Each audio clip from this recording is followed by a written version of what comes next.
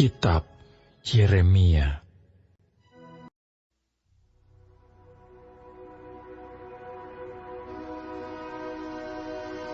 Firman yang datang daripada Tuhan kepada Yeremia sesudah ia dilepaskan dari Rama oleh Nebuzaradan, kepala pasukan pengawal, yang telah menyuruh untuk mengambilnya terbelenggu pada tangannya, di tengah-tengah semua orang buangan dari Yerusalem dan Yehuda yang hendak diangkut ke dalam pembuangan ke Babel.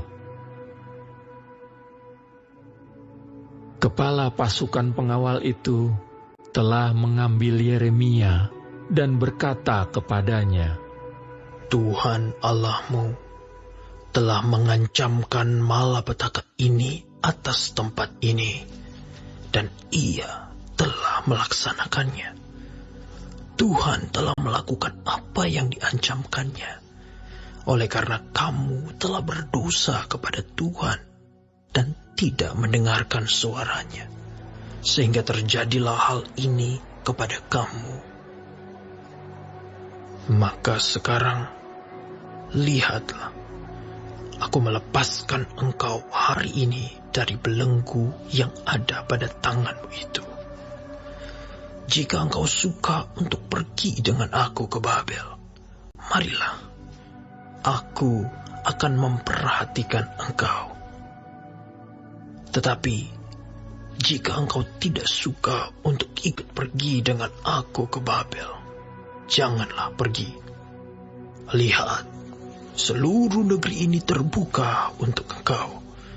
Engkau boleh pergi kemana saja engkau pandang baik dan benar. Engkau boleh kembali kepada Gedalia bin Ahikam bin Safan, yang telah diangkat oleh Raja Babel atas kota-kota Yehuda, dan tinggallah bersama-sama dia di tengah-tengah rakyat. Atau kemana saja engkau pandang benar, pergilah ke situ. Lalu kepala pasukan pengawal itu memberikan kepadanya bekal makanan dan suatu hadiah. Kemudian melepas dia pergi. Jadi pergilah Yeremia kepada Gedalia bin Ahikam di Mispa, dan diam bersama-sama dengan dia di tengah-tengah rakyat yang masih tinggal di negeri itu.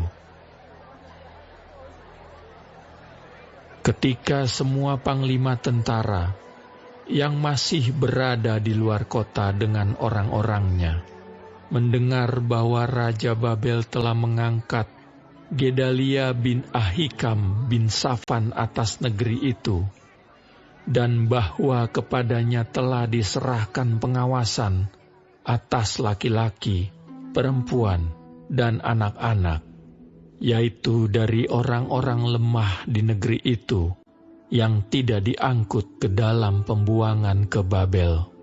Maka pergilah mereka kepada Gedalia di Mispa. Mereka ialah Ismael bin Netanya, Yohanan bin Kareah, Seraya bin Tanhumet, anak-anak Efai orang Netofa itu, dan Yezanya, anak orang Maaka, bersama dengan anak buahnya. Lalu bersumpahlah Gedalia bin Ahikam bin Safan kepada mereka dengan anak buah mereka. Janganlah kamu takut untuk takluk kepada orang-orang Kasdim itu. Tinggallah di negeri ini dan takluklah kepada Raja Babel, maka keadaanmu akan menjadi baik. Dan aku sendiri, aku menetap di Mispa untuk bertindak sebagai wakil di depan orang-orang Kasdim yang akan datang kepada kita. Tetapi kamu ini, kumpulkanlah saja hasil anggur, buah-buahan dan minyak. Kemudian simpanlah sebagai persediaan, dan tinggallah di kota-kota di mana kamu hendak menetap. Juga ketika semua orang Yehuda yang ada di Moab, di antara Bani Amon, di Edom, dan di negeri-negeri lain, mendengar bahwa Raja Babel telah membiarkan tinggal sisa rakyat di Yehuda dan mengangkat Gedalia bin Ahikam bin Safan atas mereka, maka kembalilah semua orang Yehuda dari segala tempat kemana mereka telah berserak-serak dan masuk ke tanah Yehuda kepada Gedalia di Mispa. Mereka mengumpulkan hasil anggur dan buah-buahan, amat sangat banyaknya.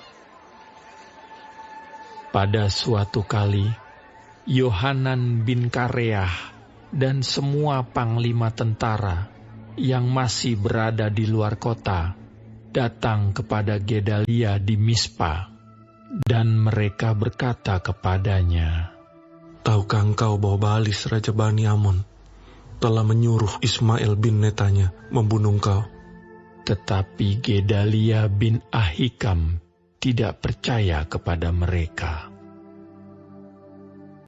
Kemudian Yohanan bin Kareah berkata dengan diam-diam kepada Gedalia di Mispa, "Baiklah, aku pergi membunuh Ismail bin Netanya itu dengan tidak diketahui siapapun juga. Mengapa engkau harus dibunuhnya? Sehingga semua orang Yehuda yang telah berkumpul di sekelilingmu berserak-serak lagi, dan sisa Yehuda itu binasa."